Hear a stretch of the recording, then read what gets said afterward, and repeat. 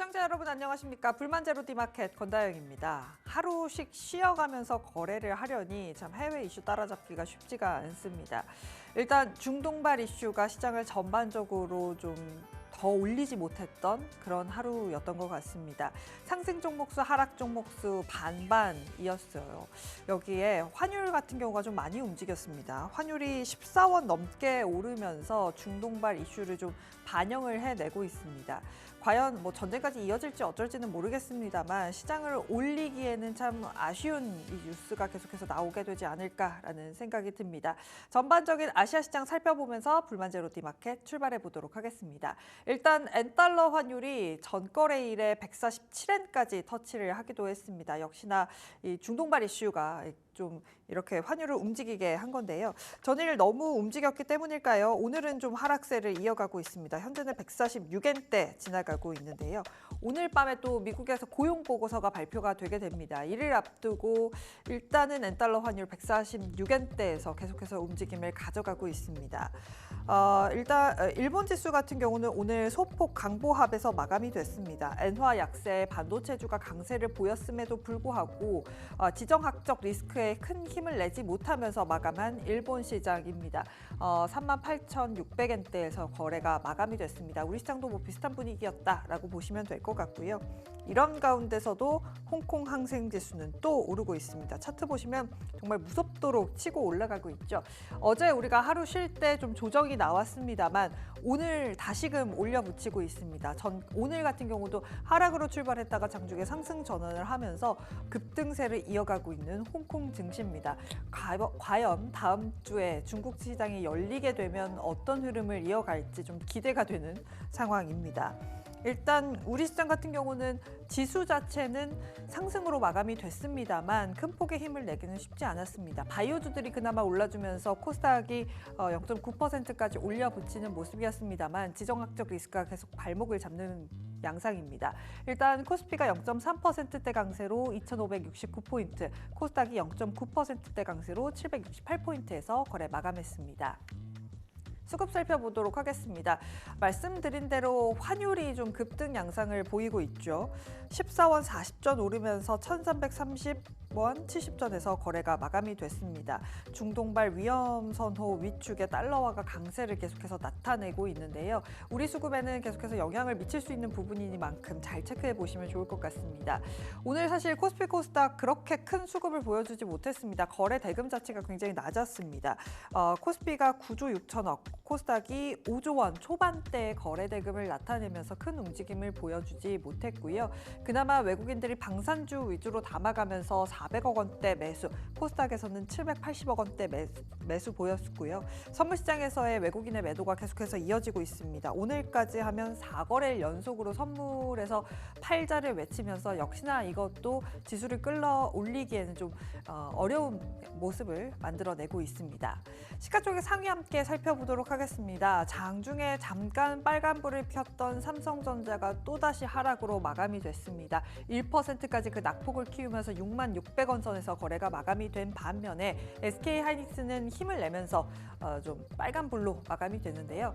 젠슨 황 CEO가 이런 이야기를 했습니다. 엔비디아의 블랙웰 계획대로 생산 잘 되고 있다, 잘 팔릴 거다라는 긍정적인 이야기를 내놓았는데 삼성전자에는 역시나 큰 영향을 주지 못했고요. SK하이닉스만이 3% 가까이 올라주면서 17만 4천 원에서 마감이 됐습니다. 오늘 2차 전지주들의 약세가 좀 두드러졌습니다. 테슬라에서 발표한 인도량이 생각보다 좀 아쉽게 나왔고요. 여러 가지 악재가 좀 겹쳤습니다. 경영자가 그만둔다라는 이야기도 나왔고 이래저래 테슬라가 약세를 보이면서 LG에너지솔루션도 1%대 약세를 보였습니다. 오늘 바이오주들이 힘을 내면서 2%대 강세로 삼성바이오로직스 마감이 됐고요. 99만 9천 원 선에서 마감한 모습입니다. 현대차도 미국에서 실적이 좋지 않았습니다만 그래도 4분기에 좀 변화를 줄 수 있다라는 리포트와 함께 1%대 강세 나타냈고요. 다음 장도 함께 살펴보도록 하겠습니다. 이외 시가총액 상위 종목들 역시나 바이오주가 힘을 내면서 셀트리온이 0.8%대 강세로 마감된 모습입니다. 코스닥 시장에서는 오늘 바이오주들의 약진이 눈에 띄었다라고 말씀을 드렸는데요. 뉴스가 있습니다. 오는 8일부터 10일까지 이탈리아 밀라노에서 개최되는 2024 세계 제약바이오 전시회에 우리나라 업체들이 참가해서 신규 파트너사 물색에 나설 것이다라는 뉴스와 함께 알테오젠이 6% 가까이 올라줬고요. 이외 2차 전지 관련된 종목들이 조정을 받았습니다. 에코프로비엠, 에코프로가 3%대 약세, HLB가 1% 강세를 보였고요. 이외에 바이오텍 종목들의 오늘 급등세가 좀 눈에 띄는 하루였습니다. 좀 조정이 나온 만큼 그동안의 반등도 좀 세게 나오는 모습이었는데요. 리가켄 바이오가 10% 가까이 올라주면서 10만 7천 원 선, 또 휴젤도 6%가량 상승하면서 마감한 모습 나타나고 있습니다.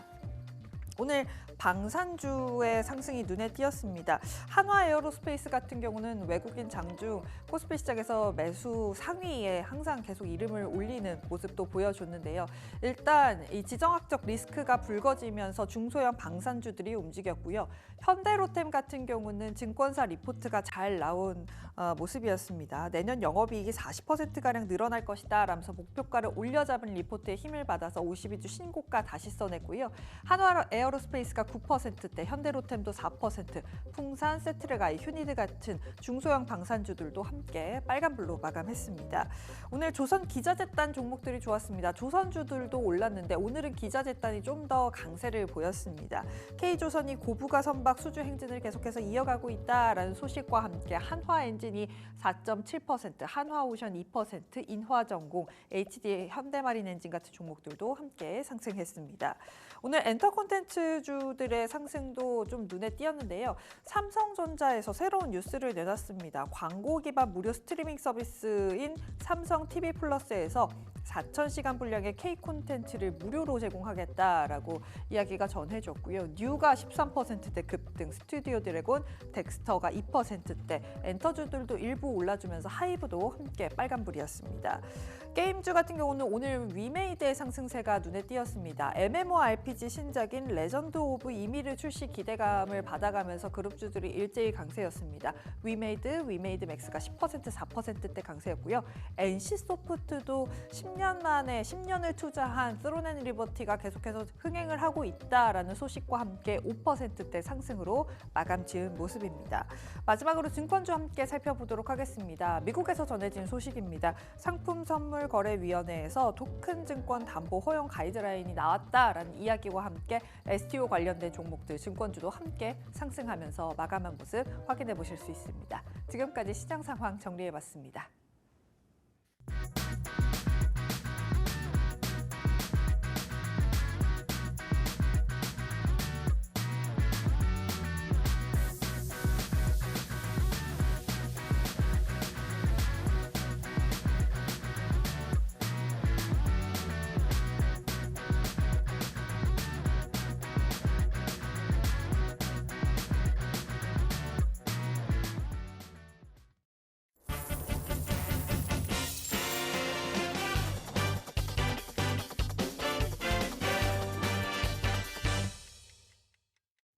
네, 마감드립니다. 키워드 먼저 화면으로 만나보시죠. 네, 오늘의 주제입니다. 이게 진짜일 리 없어. 고조되는 위기론, 삼성전자 함께 살펴보도록 하겠습니다. KM파트너스의 김성훈 대표와 함께 삼성전자와 관련된 이야기 나눠보죠. 안녕하세요. 네, 안녕하세요. 네, 진짜가 아니어야 할 텐데 자꾸 외국계 증권사에서 삼성전자 이거 안 되겠어 라면서 계속해서 목표 주가를 낮춰잡고 있습니다. 모건 스탠리에서는 겨울이라더니 맥커리에서는 뭐 이렇게 목표가를 64,000원이었나요? 네. 굉장히 낮게 내놨어요. 지금 오늘 종가가 66,600원인데 왜 이렇게 목표가를 자꾸 낮추는 걸까요? 오늘 노래도 좀 슬퍼 보이고요. 네. 네. 지금 보니까 맥커리에서 네. 시클리 세미콘 자이언트라고 해서 병약한 반도체 거인이라는 표현을 썼습니다. 네. 네, 그래서 지금 보니까는 사실 이제 우리가 그 TSMC를 계속해서 언급을 좀 안 할 수가 없어요. 없죠. 지금 네. 보니까 3분기 사상 최대 실적과 파운드리 매출이 이제 뭐 우리가 그 삼성전자 같은 경우는 상반기만 하더라도 1조 5천억 수준의 적자, 그리고 이번에 3분기 5천억대의 적자를 기록할 것이라는 예상을 하면서 상대적으로 많이 이제 좀 주가가 부진한 모습들을 계속 보여주면서 경쟁사 대비해서 약세 흐름을 계속 이어가고 있고요. 마이크론 같은 경우도 실적이 좀 서프라이즈가 나오면서 오히려 이제 국내 반도체 업체들이 반등세를 보였지만 뭐 하루에 뭐 일장춘몽인 경우로서 다시 한번 하락을 하는, 사실 경쟁사로서의 상대적 약세를 또 한번 보여주고 있는 상황에서 일단 뭐 보면은 사실 일단 모건 스탠리나 맥커리 쪽은 SK 하이닉스도 사실 목표 주가를 급격하게 하향할 정도로 사실상 이제 레포트는 레포트일 뿐 그것을 이제 아까 뭐 믿지 않겠다라는 말씀을 저도 이제 드려볼 만하지만 상대적으로 전방 산업이 굉장히 좀 부진할 수 있다라는 근거 자료가 계속 마련이 돼 가고 있는 상황이고요. 그리고 25년 기준으로 보면은 우리가 글로벌 디램 비중 중에서 HBM 점유율이 30% 이상을 예상을 하면서 삼성전자의 HBM 퀄테스트가 아직까지도 지금 뭐 내년에 HBM4를 빠르게 양산하겠다고 하는데 정작 5세대도 퀄테스트 통과가 하지 못하는 상황에서 사실 우리가 이러한 부분들은 좀 걸러서 드려야 될 것 같은 상황입니다. 일단 영업이익은 전분기 대비해서는 한 2.7%, 워낙에 이제 눈높이가 좀 낮게 형성이 됐기 때문에 뭐 SK증권에서는 지금 10조 한 1,600억 오늘 레포트가 이제 나왔는데 14조에서 약 이제 한 4조 가까이가 좀 빠진 액수로서 사실상 이제 모두 이전 전망 대비해서 계속해서 감소된 규모라고 이렇게 해석을 하시면 될 것 같습니다. 눈높이가 점점 낮아지면서 삼성전자의 주가도 힘을 쓰지 못하고 있습니다. 특히나 아마 수급창을 열어보시면 삼성전자 진짜 답답하실 거예요. 오늘까지 외국인이 22거래일 연속으로 외국인은 그냥 말 그대로 갔다가 물량을 계속 내놓고 살 기미가 보이지 않고 있거든요. 삼성전자에 대해서 외국인이 이렇게 파는 것 계속해서 앞으로의 전망도 좋지 않을 거다라는 그런 시각을 계속 반영하는 걸까요? 아니면 중화권 시장이 오르면서 사실 우리 시장에서의 외국인 물량이 계속해서 어떻게 보면 빠져나갈 수 있는 부분이 있잖아요. 그렇게 팔다 보니까 삼성전자를 가장 많이 파는 걸까요? 일단 뭐 두 가지 이슈로 아까 이제 말씀을 좀 드려보고 싶은데 뭐 중국발 이제 수급에 대한 대이동 뭐 그런 것도 있겠고 일본의 엔케레이 트레이드에 대한 자금 이동, 그래서 미국에서의 자금 이동뿐만이 아니고 상당 부분 이제 국내 시장의 자금들도 이제 유출이 될 가능성들도 있고요. 또 하나 가장 큰 것은 미국에서의 보조금 이제 관련돼서 이제 축소 제재를 가하겠다는 뉴스가 나오면서 7월달에 우리 국내 반도체 업체들이 급락을 한 흐름을 봤을 때는 사실상은 우리가 상반기에 환율에 대한 플러스적인 요인이 있었다면 하반기에는 오히려 환처손에 대한 실적이 좀 상쇄가 되는, 훼손이 되는 상황이 놓여져 있습니다. 일단 이제 9월에 개인들 순매수가 보면은 한 7조에서 8조 정도로서 대부분의 개인분들이 매수를 했을 때 손실 구간에 접어드는 모습들을 보여주고 있는데 사실 우리가 이제 수급적인 이슈를 계속 순매수의 이 상위권의 종목들을 계속해서 이렇게 개인 투자자분들은 계속해서 이거 팔로잉을 좀 해야 되는데 9월달 보니까는 외국인들은 아까 말씀드렸듯이 상반기에는 삼성전자를 비롯해서 밸류업 지수와 관련된 뭐 지주사라든지 뭐 조선 업종들을 매수를 했다면 이번에는 삼성 바이오로직스로 바이오 쪽으로 수급을 좀 이동시키는 모습들을 좀 보여줬고 외국인 순매수 1위는 삼성 바이오로직스 그리고 2차 전지 쪽에서는 뭐 LG 에너지, 엔솔이라든지 일단 계속해서 이제 외국인들은 수익권을 가져가는 모습들을 상대적으로 보여주고 있습니다. 우리 이런 얘기를 많이 들어봤을 거예요. 소액주주의 토론방 가시면 뭐 몇 층 구조대를 좀 보내주세요. 아직까지도 구조대가 안 오고 있습니다. 그래서 88,000원대에서 좀 구조를 많이 요청을 하셨던 분들 상단에서 했으면 좀 안타까운 상황에 놓여 있다는 것이죠. 근데 뭐 상대적으로 지금 보면은 지금 외국인들이 아까 뭐 22거래일째 매도를 했다고 하는데 이제 역사적으로 보면은 2022년도에 러시아와 우크라이나가 이제 침공한 시기에 우리가 본다면은 25일이 사실상 연속 순매도의 최장이었다. 그래서 최장을 지금 돌파하려는 모습들을 보여주고 있기 때문에 사실상 이러한 뭐 외국인들의 연속적인 순매도 행보가 당분간 다음 주에 한번 이어질 수 있을지도 계속해서 지켜봐야 되는 상황이고요. 오늘 나올 이제 뭐 고용 보고서라든가 그리고 다음 주에 우리가 10월 8일 날 네. 삼성전자의 잠정 실적 발표. 근데 뭐 사실 이제 잠정 실적 발표가 우리가 1, 2분기 예상보다 컨센서스를 상회를 네. 해왔기 때문에 이번에도 외국계 증권사에게 어느 정도 뭐 한 방을 좀 더 먹여줄 수 있는 기대감이긴 하지만 그럴 네. 가능성들도 좀 있기 때문에 너무 비관적으로 보지는 않으셨으면 좋겠습니다. 너무 비관적으로는 안 봤으면 좋겠다. 지금 아무래도 다들 삼성전자의 3분기 실적을 사실은 기다리고 있어요. 네. 왜냐하면 시장의 방향성을 잡으려면 삼성전자가 좀 갈피를 잡아야 할 텐데 신저가 부근에서 올라오지 못하고 있기 때문이겠죠. 그럼 3분기 실적에 대해서 조금 더 들여다보고 싶은데 지금 컨센서스가 뭐 지금 11조 정도로 영업이익 나와 있습니다. 이걸 맞출 가능성이 높을까요? 삼성전자의 3분기 실적은 어떻게 전망하세요? 지금 보면은 이제 HBM이라든가 DDR5 그리고 이제 DRAM 그다음에 최근에 이제 삼성전자에서 기사가 이제 많이 나왔던 ESSD 호조세를 보신다고 하면은 충분히 업사이드를 보일 만한 가능성들도 있습니다. 뭐 최근에 우리가 이런 얘기 들었을 거예요. 삼성전자에서 인력 감축을 계속 뭐 강화하겠다라는 네. 소식이 있는데 제가 요거에 대해서도 간단하게만 설명드리면 네. 뭐 인력 감축이 사실 투자 심리를 방해하는 요인이 될 수는 있지만은 우리가 실적 얘기를 하면서 이제 우리가 비용적으로 봤을 때는 향후 이런 선제적인 대안이 사실상 이익단으로 좀 이어질 수 있는 먼저 선제적인 대안이 되지 않을까 싶고요.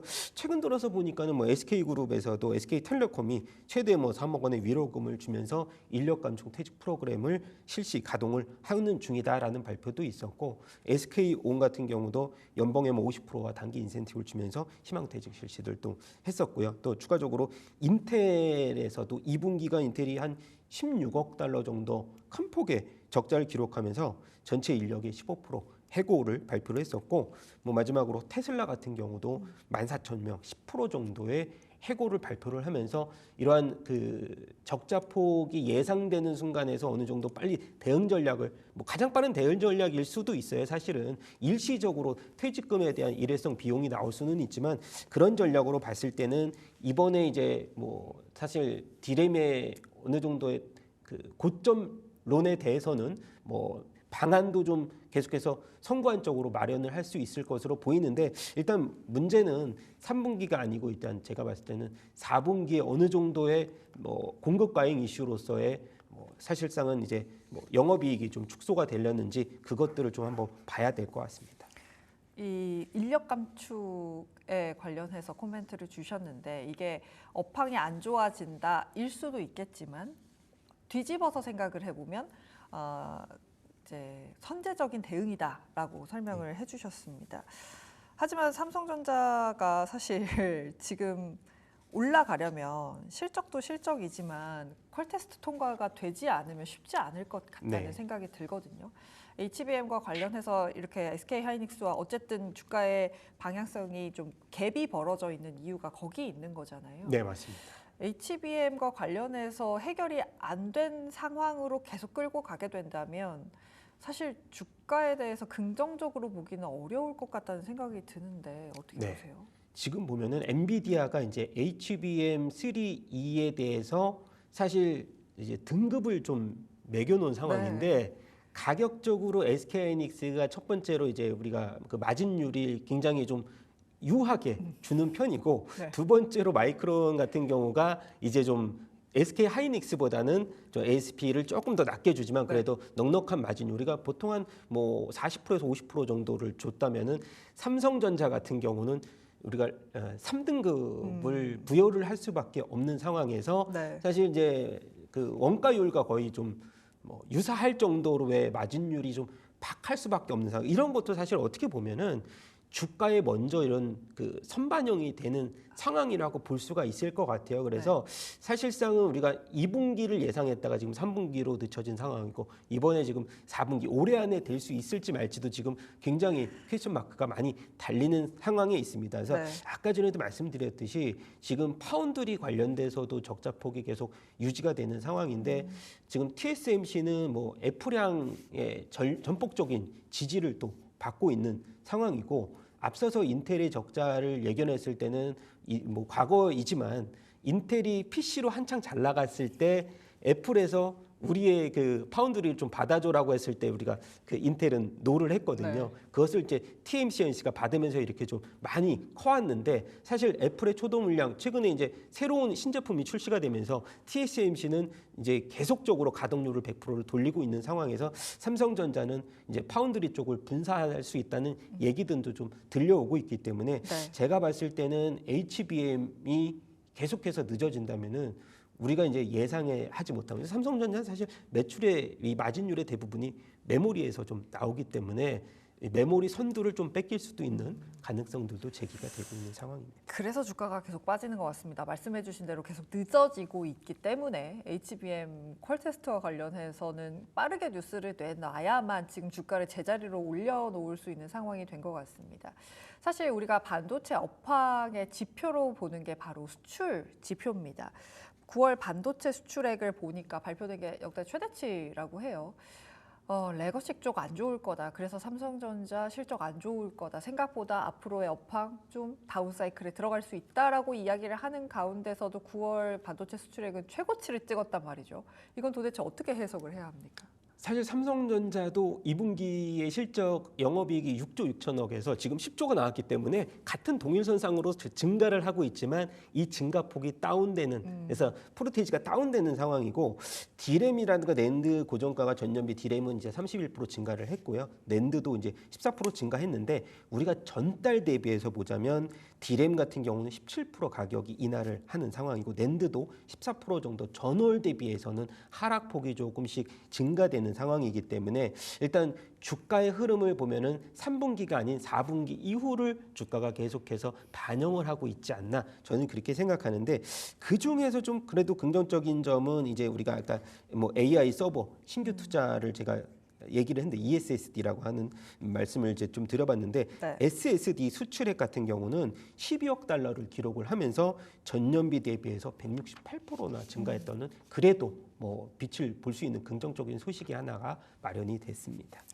아유, 가격이 사실 우리가 반도체 고점로 피크아웃 이야기가 나올 때가 말씀해주신 디램이라든지 낸드 가격이 많이 꺾이기 시작할 때잖아요. 네. 그 시점에 지금 들어와 있기 때문에 삼성전자가 이렇게 맥을 추지 못하고 있는 상황입니다만 반면에 또 말씀해주신 대로 뭐 SSD라든지 뭐 어떻게 보면 또 HBM 퀄테스트가 통과가 돼서 뭐 좋은 이야기가 나올 수 있는 거고 어쨌든 여러 가지 이슈를 기다리고 있는 상황입니다. 이런 52주 신저가의 삼성전자 지금 들고 계신 분들에게는 어떤 이야기를 해드릴 수 있을까요?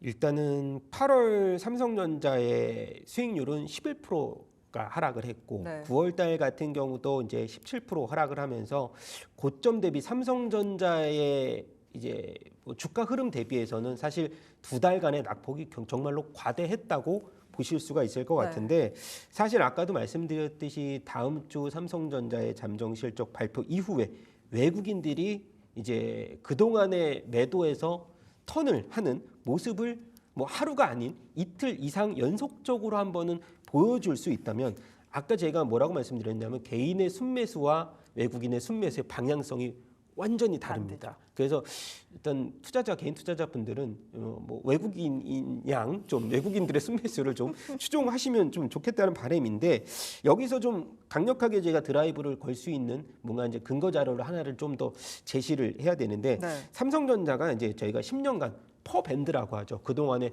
퍼의 이 기준치 평균치를 보면은 보통 한 2020년도에 가장 이제 높았던 밸류에이션이 멀티플이 20배였고요. 그리고 18년도에 이제 6.5배 수준의 배리어를 형성했는데 지금 삼성전자가 올해 이제 포워드로 봤을 때 한 10배 수준으로 예상이 되는데 사실상 우리가 봤을 때는 좀 하단 그러니까 말하자면 과매도 구간에 조금 접어들은 모습을 보여주고 있고 추가적으로 우리가 PBR 얘기를 좀 네. 요즘에 많이 하는 것 같아요. 네. 워낙 좀 저평가 국면이라서 사실 PBR 일부 우리가 PBR이라고 하는 건 청산 가치를 많이 뜻하는데 삼성전자를 이제 청산 가치로 대비한다. 그것은 사실 우리가 역사적으로 본다면은 금융위기 때 1.1배, 2008년도에 1.1배였고요. 그다음에 중국과 인텔의 메모리 시장 진입 2015년도에 1.1배, 그리고 코로나 때 1배. 그래서 영업 적자 우려가 있었던 시기 2022년에서 사실상 PBR로 기준으로 아까 청산 가치를 대비해서 보자면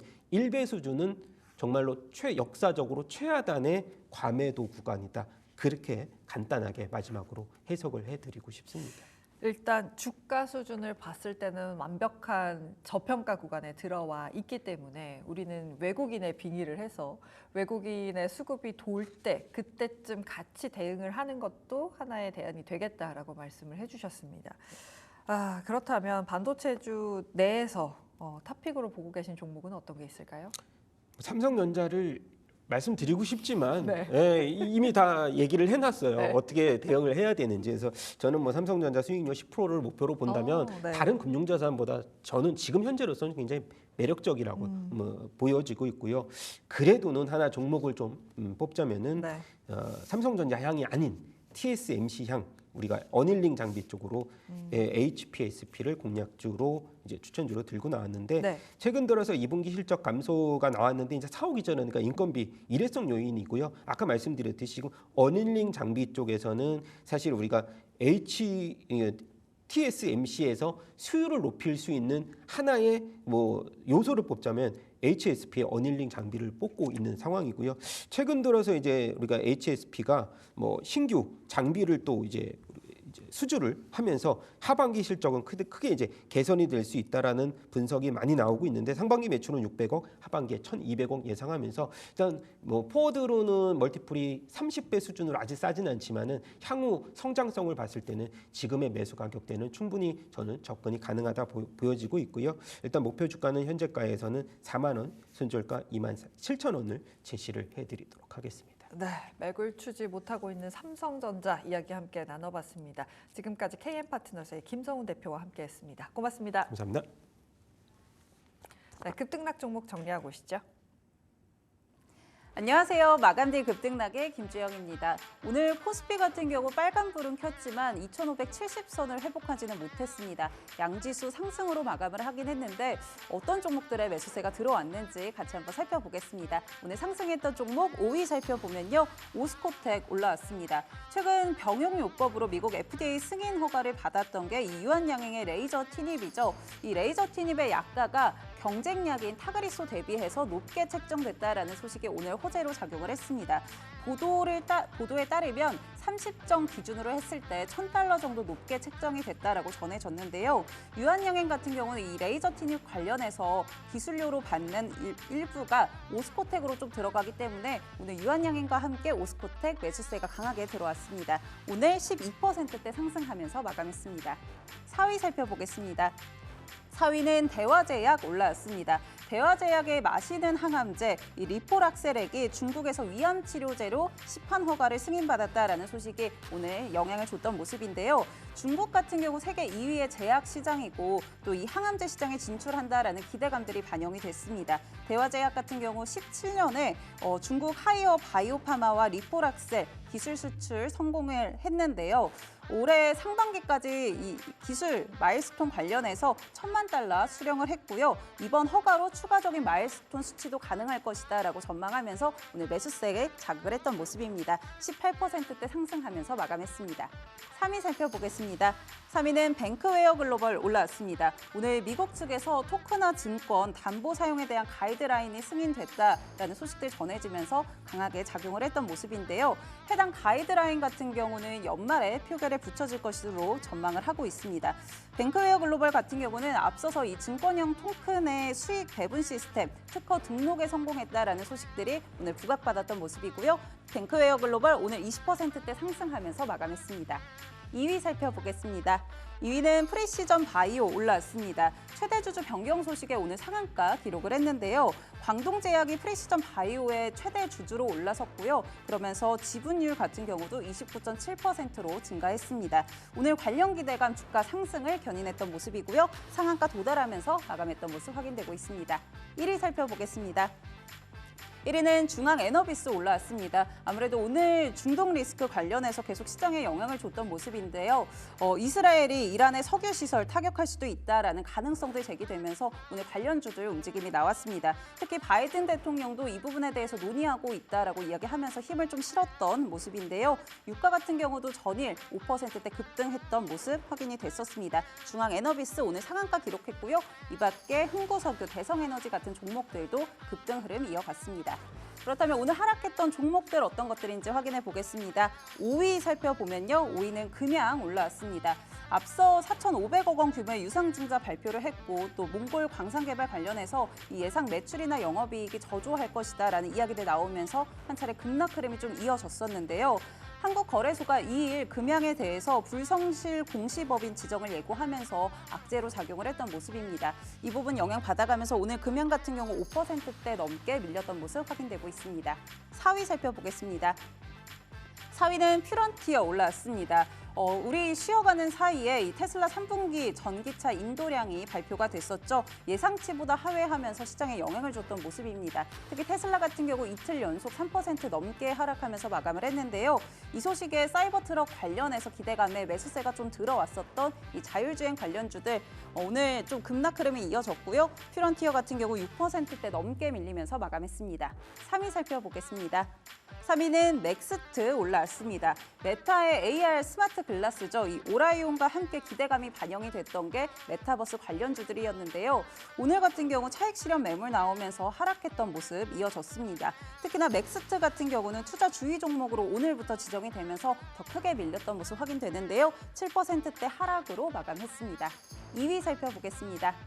2위는 태용 로직스 올라왔습니다. 미국의 항만 노조 파업 3일 만에 끝이 났는데요. 당초 노조 측에서는 임금 인상 70%를 요구를 했었고 사측에서는 50%를 좀 제시를 하면서 합의에 이르지 못했다가 62%대로 임금 인상을 합의를 했습니다. 이 소식에 그간 올랐던 해운주들이나 물류주들 오늘 일제히 하락하는 모습들이 좀 이어졌고요. 태용 로직스 같은 경우 11%대 하락하면서 마감했습니다. 1위 살펴보겠습니다. 1위는 G2파워 올라왔습니다. 오늘 G2파워 같은 경우 개별적인 소식이 좀 영향을 줬는데요. 입찰 참가 자격 제한 처분으로 조달청과 거래가 중단됐다라는 소식들이 악재로 작용을 했습니다. 중단 예상 기간은 11월부터 총 4개월 정도 전망을 하고 있고요. 오늘 이 소식에 12%대 넘게 하락하면서 마감했던 모습 확인되고 있습니다. 오늘장 특징주들 정리해드렸고요. 이어지는 시간도 불만제로 D마켓과 함께 전략 챙겨보시죠.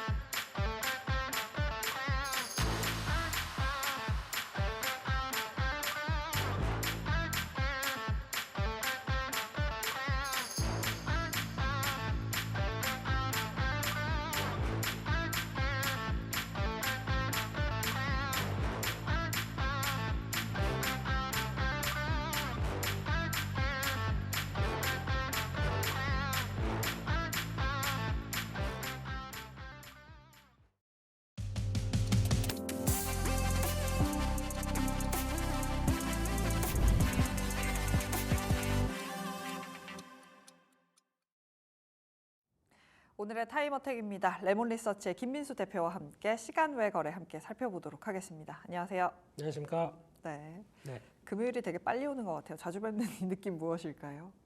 그게 아니고요. 네. 많이 쉰 거죠, 저희가. 저희가 많이 네. 쉰 겁니까? 일어났다가 눈 떴다가 하다 보니까 두어 번 하니까 그냥 주말이에요. 그니까요. 이게 퐁당퐁당 거래하니까 전 더 힘든 느낌인데. 아닙니다. 그 트레이더들은 네. 너무 힘들어요. 하루가 길기 때문에. 이랬다가 미국 시장 가서 좀 매매하다가 다시 돌아와야 되다 보니까 이게 지금 몸도 막 컨디션이 별로 안 좋고 네. 너무 매일 열려서 네. 이런 신나는 시장 계속 매일 매매하기를 기원해 줬어. 네. 오늘도 그래요. 오늘도 그렇습니다. 오늘도 시장이 쭉 올랐어야 되는데 네. 또 금투세 관련된 또 이슈가 연장되다 보니까 가다가 막히는 느낌이죠. 네. 이런 거 아니랬으면 좋겠습니다. 언제쯤 풀릴까 싶어요. 다음 주요. 다음 주 되겠죠. 일단 시간의 거래 간단하게 좀 살펴보도록 하겠습니다. 일단 시간의 거래 사실 금요일장이다 보니까 네. 뭐 시가총액이 높은 종목들이 막 이렇게 거래가 많이 되는 느낌은 아닙니다만 거래대금 1위는 고려아연이네요. 고려아연 계속해서 뉴스가 나왔고 지금 딱 78만 원 시간외에서 거래가 되고 있습니다. 계속해서 뉴스가 엄청 쏟아지고 있잖아요. 네. 어떻게 대응하면 좋을까요? 혹시 이게 이런 얘기는 많으신데 직접 매매를 해보신 분들이 과연 많을까라는 생각도 좀 들고 있습니다. 네, 그래서 이를 충분히 좀 잘 대응하시나 하는 쪽들도 궁금하긴 한데 중요한 거는 이게 진정한 밸류업입니다.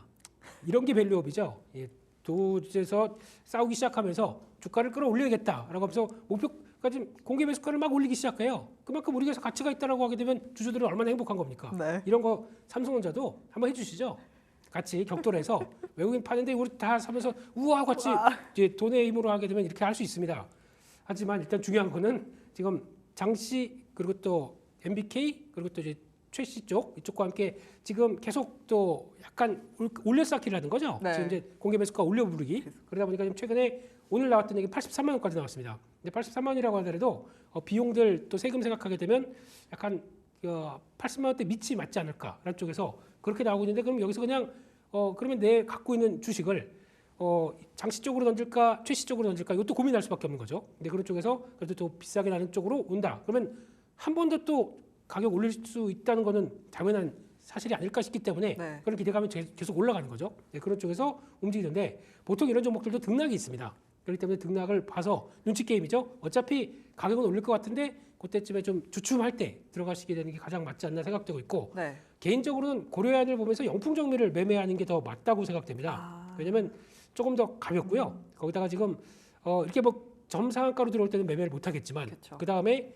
영풍정밀의 가치가 이제 막 부각되기 시작하는 거죠. 이제 똑같이 고려안 측에서 지금 자금을 투입해서 자사주 매입을 한다. 그걸 가지고 소각을 해버리게 되면 지금 영풍정밀이 갖고 있는 가치는 더 올라갑니다. 한 3.8%까지 올라갑니다. 그렇게 되면은 이걸 갖고 있는 쪽에 누가 이거를 선점하느냐에 따라서 1, 2% 차이가 크다 보니까 그만큼의 경영권들이 더 확보가 되는 모습들이겠죠. 그래서 고래 싸움이 나와도 그거를 구경하고 있는 영풍고래는 네. 아주 해피하다. 뭐 이런 쪽으로 바라보시면서 아마 근데 좀 이렇게 된 상황 속에서 쫓아가기는 좀 힘드실 거예요. 쉽지 않죠. 네, 그렇기 때문에 근데 시간 외까지도 또 더 올라가네요. 네. 그런 쪽에서 일단 지금은 약간 트레이딩 영역에 들어왔는데 좀 주춤할 때 보자. 네. 그러면서 역시나 아직 끝날 때까지 끝난 게 아니기 때문에 계속 관심은 있게 보자라고 맞을 것 같습니다. 진짜 끝날 때까지 끝난 게 아니라서 뭐 공개 매수가를 얼마나 어떻게 부를지는 모르겠습니다만 계속해서 뉴스가 나오고 있는 상황입니다. 잘 살펴보시는 게 중요할 것 같다라는 생각이 듭니다. 그 외에 또 장중에 움직였던 흥구석유도 좀 보고 싶어요. 네. 원유가 급등을 하면서 장중에 16% 올랐고 지금은 한 5만 주거리랑 거래되면서 1% 가까이 올라가고 있습니다. 네. 어쨌든 이슈는 지속될 거고 유가도 흔들릴 것 같은데 라면서 베팅을 하시는 것 같아요, 투자자분들이. 네, 또 그분이 오셨습니다. 네, 그래서 호랑나비 선생님이 오셔서 지금 주가는 다시 한번 탄력을 받고 있는 그런 네. 상황들인데 여기서 이제 중요하게 봐야 될 부분들은 지금 심리적으로 이제 약간 싸움이 들어간 거죠. 유가가 생각보다 많이 올랐다. 네. 그래서 지금 저항을 돌파해서 이게 지금 그러니까 그들의 흐름은 시간 외인데도 네. 잘 빠지지 않는다라고 하게 되면 이거 지금 나와서 추가적인 전쟁 리스크가 좀 더 강화되는 거 아니냐라는 쪽에서 장중에 보게 되면 이제 이런 대표적인 흥구석이나 뭐 중앙에너비스 같은 종목들의 흐름을 보게 되면 네. 일단 오늘 분명히 플레이할 종목들이 있었어요. 바이오 쪽이나 아니면 또 톡신 이런 쪽으로 강한 섹터들이 있었는데 그럼에도 불구하고 이런 종목들이 안 빠지고 계속 위쪽으로 시도한다는 얘기는 심리적으로는 아직까지는 이거 끝난 게 아니야라는 쪽에 대한 어떤 이슈를 안고 움직인다고 봐야 되겠죠. 솔직히 이 회사가 수혜인지 아닌지 모르겠습니다. 그건 솔직히 알고 싶지 않습니다. 근데 하지만 시장의 관심들은 이쪽에 모여서 이쪽에 대한 플레이든 우리 이렇게 하겠어라고 움직이는 하나의 약속이다 보니까 그런 쪽에서 나오는 시세 흐름들은 한번 좀 체크할 필요가 있겠죠. 그래서 네. 아마 중요한 거는 한 21,500원대 부근 쪽에서 흥구석유가 크게 이탈하지 않는 모습들이 나온다라고 하게 되면 또 시도는 계속 들어갈 수가 있기 때문에 짧게 지지권 쪽에서 잘 지지하고 또 플레이가 나오는지 이런 것들 보셨으면 좋겠는데 유가 또 올라가게 되면 네. 아마 또 움직일 겁니다. 그렇기 때문에 지금 예전 같은 경우는 뭐 빅텍 스페코 같은 뭐 또 작은 방산주가 움직이는데 그때마다 달라요. 그렇기 때문에 이번에는 이런 쪽으로 좀 또 관심이 높아졌다 이렇게 봐야 될 것 같습니다. 네, 중동이다 보니까 유가가 많이 움직이고 그래서 관련해서 뭐 흥구석유 같은 종목들이 지금 테마격으로 움직이고 있는 것들 전략까지 함께 들어봤습니다. 지금까지 시간을 거래 함께 살펴봤습니다.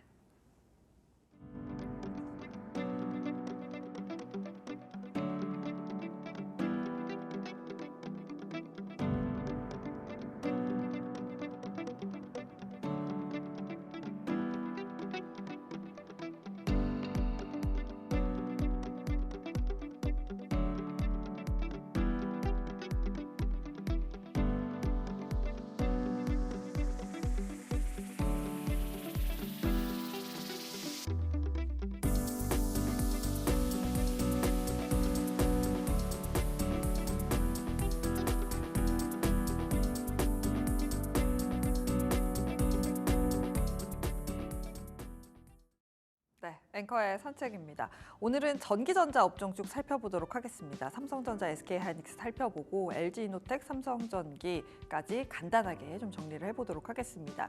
일단 삼성전자, SK하이닉스는 반도체 주가가 급락을 했었던 이유부터 살펴보시죠. 일단 메모리 주가의 피크아웃 지표였던 반도체 수출액의 YOY 변화율입니다.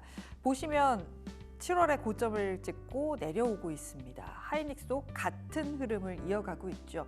그동안 이 반도체 수출액이 어떻게 되느냐, 전년 동기 대비 늘었냐 줄었냐에 따라서 반도체주의 주가의 향방을 결정하기도 했습니다. 여기에 다양한 경제 지표들도 반도체 주가에 영향을 미쳤었는데요.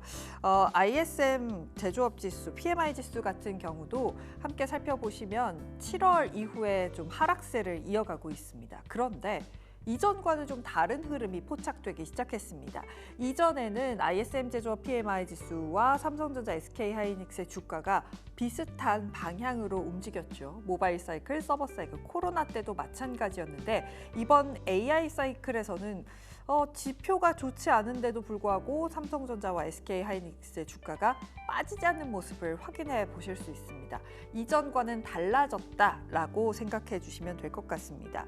사실 전반적인 실적을 보자면 세트 수요가 부진한 것은 뭐 대부분의 증권사에서 그렇게 보고 있습니다. 때문에 일부 증권사들에서는 IT투톱의 영업이익을 하향 조정하고 있는 상황입니다.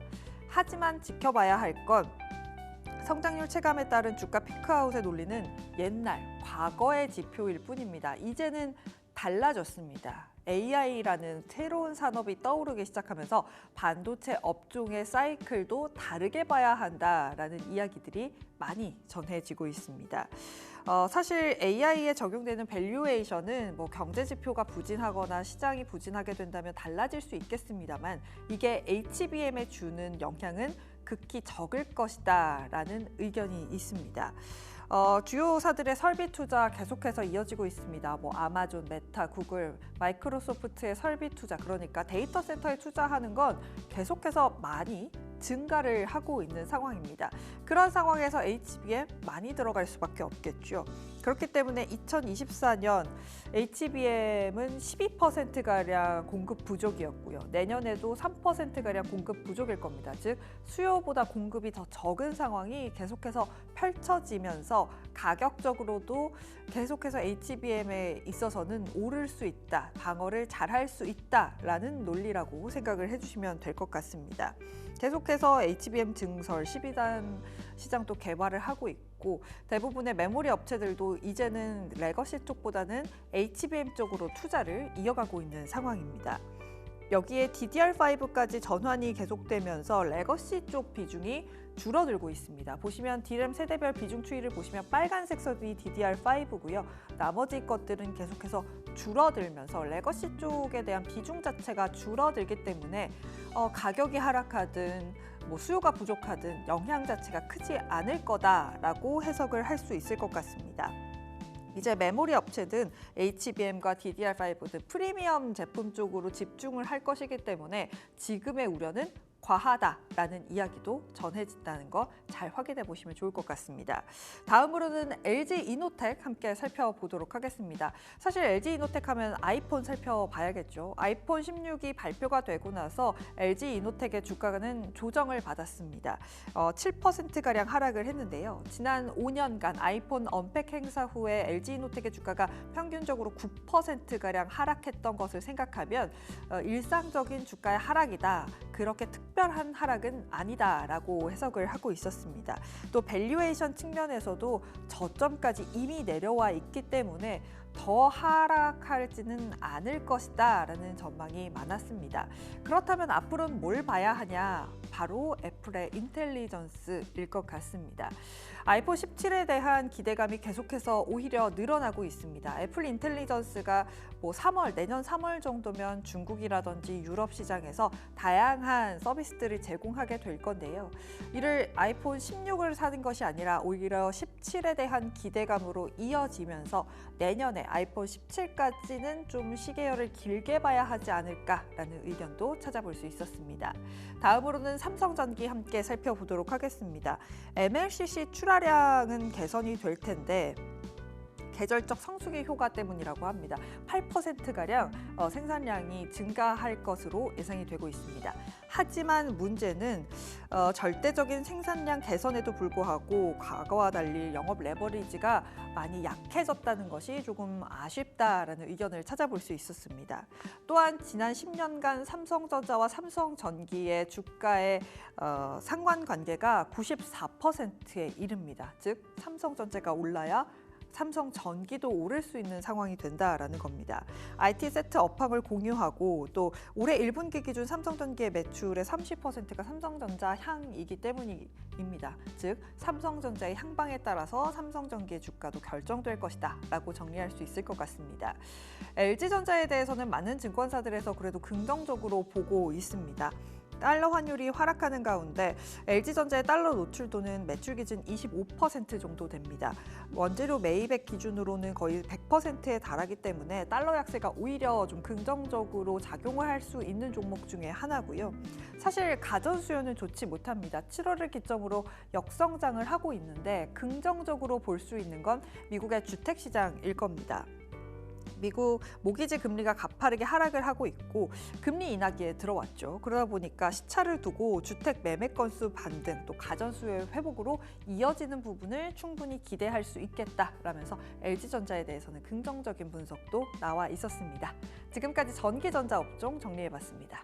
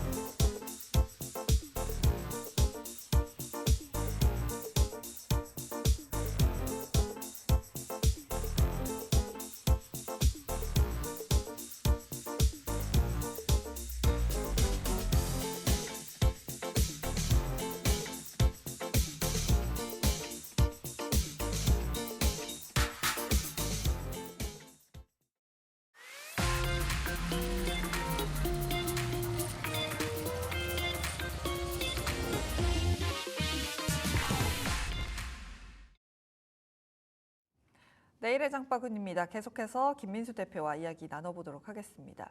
내일의 장바구니지만 오늘은 금요일이니까 다음 주에는 우리는 뭘 보면서 시장을 대응해야 할까요? 네, 다음 주에는 일단 잘 쉬어야 됩니다.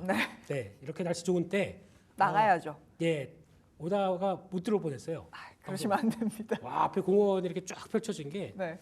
예, 그래도 할 건 해야 됩니다. 네. 공부할 건 해야 됩니다. 네. 그런 쪽에서 일단 또 주말에 중요한 미국의 지표가 나옵니다. 네. 요거 좀 체크를 해야 되겠죠. 그게 고용 지표입니다. 고용 지표 지금 최근에 나오는 동향을 보게 되면 고용 지표를 왜 시장에서 관심을 많게 보느냐. 연준이 얘기하는 게 있습니다. 연준이 지금 물가 충분히 떨어지고 있으니까 이제 금리 인하할 때가 됐다라고 하는데 거기서 이제 고용을 계속 지켜보겠다. 고용의 수준이 생각보다 빠르게 안 좋아진다. 그러면 이제 막 비컷 막 날릴 준비돼 있다라는 쪽에 대해서 언급을 하다 보니까 고용의 수준이 얼만큼 안 좋아질지 아니면 생각보다 버티게 된다라고 하게 되면 시장에서는 그러면 금리가 인하 그렇게 급하게 안 해도 될 거 아니야. 뭐 아예 25bp 하든가 뛰어넘든가 그렇게 되면 기대하는 바와 또 다르게 되죠. 네. 그렇기 때문에 이런 고용과 관련된 얘기들은 경기와 관련된 변수로 연준이 지켜본다는 관점 쪽에서 나오는 내용들. 이번 주 그래서 ADP나 졸츠 보고서 쪽을 계속 또 신경을 썼던 게 네. 그런 이유라고 봐야 되겠죠. 그렇기 때문에 지금은 아마 이와 관련된 쪽에서 내일 그래도 우리 앵커님은 공부 열심히 하시지 않습니까? 아까 이런 막 애널리스트 분석하는 것도 막 보여주시고 네. 내일 고용지표 잘 나올 것 같으세요? 고용지표 나쁘지 않게 나오지 않을까요? 계속해서 사실 네. 이미 뭐 파월이 괜히 그냥 비컷 안 할 거야라고 이야기한 게 아니지 않을까요? 그러니까 고용은 생각하는 것보다 이제 안 좋기 시작하는데 생각보다 그렇게 안 좋지는 않다. 네. 이런 쪽으로 네. 약간 뜨뜻미지근 쪽으로. 네. 그냥 물어보지 말 걸 그랬습니다. 예. 그런 건 아니고요. 네. 거의 그런 지금 시장의 분위기가 나온 것 같습니다. 한때는 저희가 그걸 많이 보지 않습니까? 비농업 신규 고용자 수 이거에 대한 수치가 얼마큼 들어오느냐 네. 한쪽으로 봤을 때 한때는 20만 건이었습니다. 그러니까 20만 건 정도 이상으로 가면서 뭐 지난번에는 막 40만 건도 나오고 시작하면서 와 미국 경제가 이렇게 좋아. 그런데 무슨 금리를 올려? 그런 쪽으로 나왔었는데 이제 기준 자체가 20만 건이 밑으로 내려가기 시작합니다. 지금은 내일 나오는 비농업 신규 고용자 수의 단위가 14만 4천 건. 그게 또 업이냐 다운이냐에 따라서 분위기가 많이 바뀔 걸로 보여지고 있고. 네. 근데 그럼 최근에 흐름들 보게 되면은 그래도 최근에 나오는 미국 경제는 생각보다 괜찮다라는 것들이 하나가 있고 게다가 또 여기저기서 좀 복잡해요. 막 전쟁 리스크 나오고 있고 그러다 보니까 에이 그래도 믿을 건 미국밖에 없지. 그러면서 달러 강세로 가고 있고 네. 게다가 금리도 또 올라가요. 체력이 그렇게 미국이 떨어지지 않다라는 네. 쪽과 함께 어떤 안전자산 쪽으로 좀 더 신경을 쓰는 거죠. 네. 그러다 보니까 채권의 이 변화가 이렇게 나오고 있다라는 쪽들도 눈여겨볼 수 있는데 이렇게 나오기 시작하게 되면 지금은 내일 나오는 데이터를 가지고 그러면 내일 데이터가 안 좋게 그러니까 14만 4천 건 이하 아니면 실업률도 4.3 이상 이런 식으로 막 나오면서 그렇게 나와야 좋은 것인가 안 좋게 나와야 지수가 오를 것인가 이것도 애매한 구조입니다. 그렇죠. 네. 왜냐하면 오히려 안 좋으면 금리 내려야 돼요. 금리 내리는데 이게 경기가 안 좋으니까 내리는 거 아니냐는 또 해석을 할 수 네. 있겠죠. 되게 판단이 애매했을 겁니다. 맞습니다. 이럴 때는 그냥 열린 대로 보고요. 내일 아침에 오시면 됩니다. 미국 시장에서 보실 필요는 없고요. 네. 근데 중요한 거는 지금 기준은 good is good, bad is bad. 그러다 보니까 안 좋게 나오면 시장이 경기 침체를 더 걱정할 것 같아요. 그래서 그거보다는 오히려 그나마 약간 그러니까 또 그렇다고 막 서프라이즈하게 14만 4천 건 얘기를 하고 있는데 뭐 30만 건이 나온다. 이거는 좀 또 이제 생각이 많아질 수밖에 오히려 없죠. 더 불안하죠. 아주 이렇게 저희 예상 범위를 막 벗어나지 않고 네. 한 15만 건 이상 정도쯤까지 나온다라는 정도쯤만 나온다고 하더라도 오히려 미국 경제 괜찮구나. 하지만 물가가 많이 떨어졌으니까 금리 인하는 순차적으로 되겠지라고 하는 해석을 가져가는 게 제일 좋지 않나. 눈치 싸움입니다, 이건요. 그렇죠. 제가 뜨뜻미지근한 의견을 드릴 수밖에 없었던 것도 지금 해석을 어떻게 하느냐에 따라 달라질 수 있는 부분이 있기 때문에 그렇죠. 오히려 뜨뜻미지근해야 반응이 덜 오지 않을까라는 생각으로 답변을 드린 거였거든요. 이제 시황하는 사람들은 좋습니다. 네. 두 가지 다 생각했다가 시장에 나오는 변화대로 그렇게 읊으면 되다 보니까 근데 그런 거 말고 진정한 이제 가장 느낌은 네. 이런 때 미국 증시가 미국 경제가 심하게 이렇게 훅 흔들리게 되면 저희 반도체 못 가요, 더 못 가요. 그리고 또 경기 민감적인 성격 수출을 해야 되는 우리나라의 입장으로 봤을 때는 버텨야 됩니다. 네. 그게 더 그나마 낫다고 생각합니다. 네. 그렇죠. 수출에 많이 의존을 하고 있기 때문에 전부 영향을- 다예요. 네. 모든 게 다 수출입니다, 지금요. 네. 이런 가운데 사실 중동에서 계속해서 리스크가 불거지고 있습니다. 진짜 이러다 전쟁 나는 거 아니야? 저 주말에 뉴스 보다가 그런 생각했거든요. 네. 관련해서 우리 시장에서도 종목들이 움직이고 있는데 앞서도 사실 유가 이야기도 했고 네. 방산주들도 장중에 어쨌든 움직이는 모습이었는데 계속해서 중동 이슈와 관련해서 종목들이나 시장에서 움직임이 있을까요? 움직임을 벌써부터 보여주고 있고 네. 저희 이제 시가드에서도 잠깐 말씀드렸던 얘기가 그런 얘기죠. 네. 거기다가 지금 시장에서 반응들은 지금 저희가 가서 뭘 볼 수 있겠습니까? 보진 못한다고 하더라도 저희가 확인할 수 있는 것은 유가, 또 아까 말씀드린 달러, 또 10년물 국채금리 이런 식의 동향을 보고 또 하나 더 체크한다고 하게 되면 비트코인 같은 경우도 그런 영향이 나올 그쵸. 것 같아요. 네. 위험자산의 또 하나의 끝판왕으로 알고 있기 때문에 그런 쪽에서 여러 가지 역학적인 관계를 보게 되면 지금은 혹시나 조금 더 격화될 만한 요인들이 없지 않나라고 생각하면서 조금 불안하게 바라본다고 봐야 되겠죠. 네. 왜냐면 예전에는 그냥 이스라엘이 막 그냥 여기저기 쳐대고 막 이러고 정신없이 나오다 보니까 쟤왜 저래? 좀 쟤네 좀 이상해. 이제 좀 정신 이상한 거 아니야? 막 이런 식으로 막 해석했다가 지금은 그걸 넘어서서 나오다 더 격돌이 되다 보니까 네. 이제 이란이 가만히 있지 않는 거죠. 이란이 이제 본격적으로 움직인다라고 하게 되면 이제 중동 쪽에서 그래도 이슬람의 맹주가 움직여서 격돌이 나오기 시작하게 되면 그건 또 달라지는 문제고 미국이 가만히 있을 수가 없습니다. 이스라엘 그냥 좀 가만 좀 자제해라 마 이렇게 얘기하다가 또 안 돼서 이제 좀 역습을 당하기 시작한다 그러면 미국이 또 움직일 수밖에 없잖아요. 그럼 이게 결국에는 중동 전쟁의 또 끝은 이란이나 미국 쪽으로 또 갈등이 격화되는 거 아닐까라고 하는 사람들의 이제 시나리오가 더 확대되다 보니까 네. 거기다가 또 이번에 공격하는 게 이스라엘이 이란의 석유 시설을 공격한다라고 하는데 그거를 또 왜 바이든 대통령이 거기서 나옵니까? 거기서 얘기 나오면 안 되죠. 그러니까 한다고 하더라도 이건 좀 숨겼어야 되는데 우리도 같이 알고 있다는 쪽으로 나오다 보니까 이거 미국이 알고 있고 그럼 이란 입장 쪽에서는 미국이 알고 있는 것들을 공격하면 미국이 공격하는 거 아니야? 이런 식으로 해석할 수 있지 않습니까? 그러다 보니까 유가가 그냥 가뜩이나 또 석유 시설이에요. 팍 튀겠죠. 그러다 보니까 여기서 나오는 변화를 보게 되면 아무래도 이게 좀 격화될 것이다라는 결과물들이 유가를 통해서 나옵니다. 네, 그래서 유가가 지금 72달러 안쪽으로만 왔다 갔다 했었으면은 이렇게 격하게 반응을 안 했을 거예요. 네. 거기를 오늘 돌파를 해버렸습니다. 오늘 장중에도 그 이상에서 쉽게 안 떨어집니다. 그렇다는 얘기는 돌파해서 여기 다음 단계로 움직이게 되면 80달러대 금방 갈 수도 있어요. 80달러대까지 바로 올라간다고요? 그러다 보니까 이제 흥구석유가 아. 흥이 났죠. 네. 그런 쪽으로 지금 시장 분위기가 해석할 수가 있다 보니까 네. 그런 도화선이 붙었다는 관점 쪽에서 아마 오늘 미국 시장에서도 계속 에너지 관련된 종목들이 또 약간 계속 또 텀을 계속 노릴 겁니다. 네. 이런 부분들에 대한 근간들이 아직까지는 꺾이지 않은 모습들이다라는 관점 쪽에서 보면서 중동 리스크가 그냥 아예 그냥 지금 4일째 맹공을 펼치고 있거든요. 이스라엘이 공격 중단 아니면 이제 미국 쪽에서도 이제 우리 슬슬 대선 준비해야 되니까 고마해. 뭐 이런 쪽으로 얘기 나온다든가 이렇게 나오기 시작하게 되면 변화가 나올 수가 있겠죠. 그 전까지는 아무래도 지금 우려감이 계속 크다라는 쪽에서 이걸 잦아들게 할 수 있는 변화가 뭘지 이걸 좀 생각해봐야 될 것 같습니다. 네. 그렇다면 어쨌든 계속해서 움직일 수 있는 트리거는 남아 있다라고 해석을 하고 유가가 그 키가 될 거다라고 말씀을 해주셨는데 그럼 유가 관련된 종목들을 계속해서 봐야 하는 걸까요? 아니면 전통적인 방산 관련된 종목들을 봐야 하는 걸까요? 만약에 좀 손을 빠르게 매매하실 수 있다라고 하게 되면 아까 말씀드렸던 종목들이 더 단기 수익률 쪽에서는 좋으실 거예요. 그게 어차피 지금 시장에서 다 관심이 많은 쪽이고, 근데 그거 말고 그런 시총 얼마 2천억 뭐 이런 거 가지고 다 매매 안 해. 그냥 좀 묵직한 거 할래라고 하게 되면 네. 차라리 대응은 방산 쪽이 맞을 것 같습니다. 어. 거기다가 이번 모멘텀이 끝난다고 하더라도 약간 좀 주춤하긴 하겠죠. 그렇다고 하더라도 여전히 수주받아놓은 거 많고 게다가 각국들이 보니까 여기저기서 다 산발적으로 막 국지전 나오기 시작한다. 그럼 우리가 챙기겠다라고 하게 되면 어디 우리 좀 보자라고 했는데 엉망이 돼 있어요 지금. 그러면 안 되지 않습니까? 그러면 어디 값싼 거라도 갔다가 그렇다고 값싸진 않습니다. 네. 가성비 좋은 거 가지고 좀 우리 구색을 갖추자. 그러면 가장 먼저 개방산 이런 것 나올 수밖에 없는 거죠. 그런 쪽에서 나오기 시작하게 되면 그래서 오늘 한화 에어로스페이스도 분할한 뒤에 좀 주춤하다가 네. 오늘 본격적으로 또 반등을 하는 게 외국인들 매수세와 함께 강하게 들어오는 게 이런 이유였다라고 봐야 될 것 같고요. 중간중간 이제 저항대는 있습니다. 하지만 이런 그 외국인들 매수세의 흐름을 보았을 때는 지난 고점 안착하기는 쉬울 걸로 생각 들고 있기 때문에 계속 이런 쪽들을 챙기면서 제가 보는 쪽은 풍산입니다. 네. 네.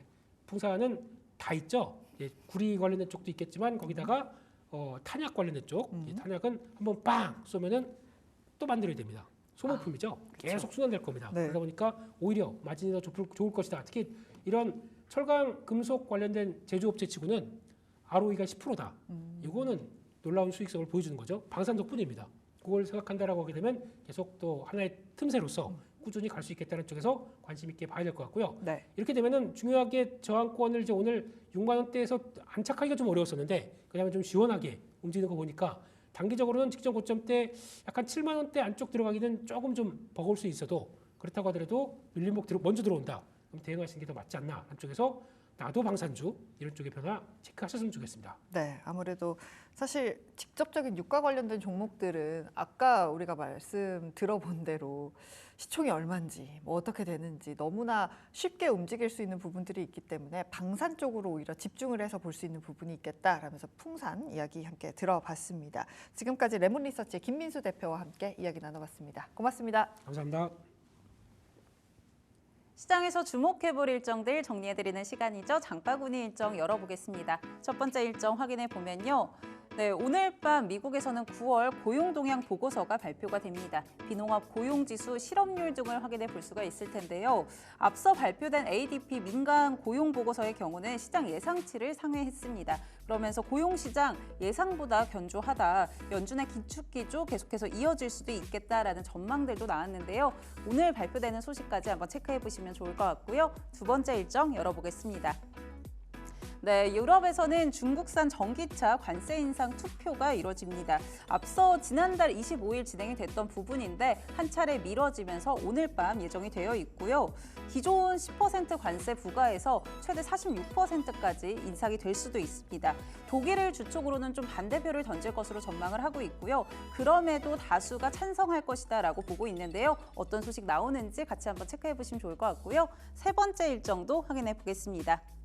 네, 다음 주죠. 7일에는 유로존 재무장관 회의도 예정이 되어 있습니다. 앞서 금리 인하를 했던 ECB인데 이 ECB 총재가 유로그룹, 앞서 진행이 됐던 유로그룹에서 10월 금리 인하도 열려 있다. 또 12월에 금리 인하 가능성 더 크다라고 입장을 시사했습니다. 이런 부분들 참고해 보시면 좋을 것 같고요. 마지막 일정까지 열어보겠습니다. 네, 국내에서는 다음 주 서울 핀테크 위크 2024가 개최가 됩니다. 오늘 토큰 증권 관련해서 기대감이 반영이 됐던 모습인데요. 관련한 종목들과 함께 나오는 소식 체크해 보시면 좋을 것 같습니다. 지금까지 장바구니 일정 정리해드렸습니다. 네, 중동발 이슈가 전반적인 전 세계 시장에 영향을 주고 있습니다. 앞서 살펴본 대로 우리 유가 아마 키가 될 것 같은데요. 현재도 유가 오름세 지속하고 있습니다. WTI 74달러 위에서 지금 움직이고 있고 우리 장중에는 74달러 48까지 터치를 했기 때문에 과연 이스라엘 이슈가 더 부각이 될지 좀 더 살펴보시면 좋을 것 같고요. 앞서 이야기 들어본 대로 고용지표 발표가 기다리고 있습니다. 때문에 미국 선물시장도 큰 폭의 방향성을 가져가지 못하고 있습니다. 전거래에 쉬어갔기 때문에 소폭의 상승세만 보여줄 뿐 큰 방향성을 나타내지 못하고 있습니다. 고용지표 발표 이후에 미국 시장 살펴보시는 게 중요할 것 같습니다. 불만제로 디마켓 준비한 소식 여기까지입니다. 함께해 주신 여러분 고맙습니다.